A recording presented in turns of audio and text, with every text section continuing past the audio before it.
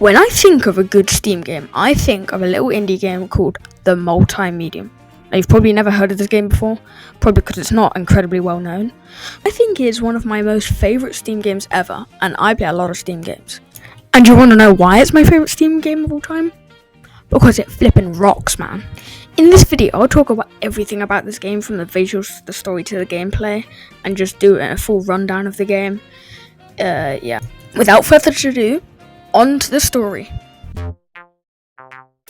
Now, the story of The Multimedium is pretty simple. You're basically just some dude in a spacesuit who goes to different places trying to get a crystal for some science experiment. You do eventually get home, spoilers, but yeah, along the way you encounter different creatures and people. And there's lots of different worlds you will go to with different art styles, but I'll get onto that later. There are 10 different worlds, 7 different bosses in your encounter.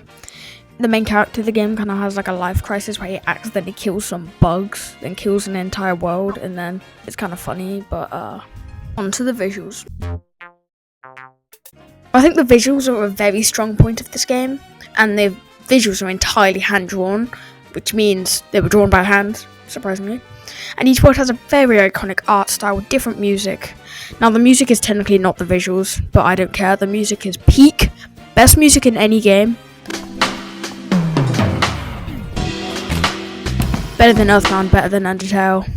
It's the best. So there's 10 unique art styles in each world, and each boss has the different art style and the creatures, so it just makes the game feel way more alive, and it's incredible. Like, for example, the first world is coloured pencils, the second world is charcoal, the third is watercolours.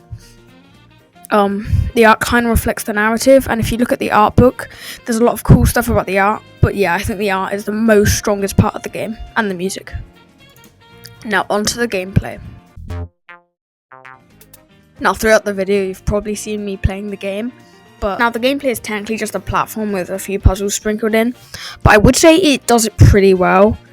It's like there's enemies. In one world, you have to throw these squares at some circles, and it's really fun because the circles have guns. In the collage world, you run from a boss that tries to eat you, and you're on a bike, and it's epic with epic music, and it's really fun and enjoyable. You just don't get bored, even though you're kind of playing the same game. The game's only like 2 hours long, but it doesn't really matter because it's so fun. Yeah, I've been wanting to make this video for a very long time, and I finally have, and I'm glad I have. And yeah, I'm very glad I've made this video. Hope you enjoyed. This video took way too long to make. This bit's kind of funny.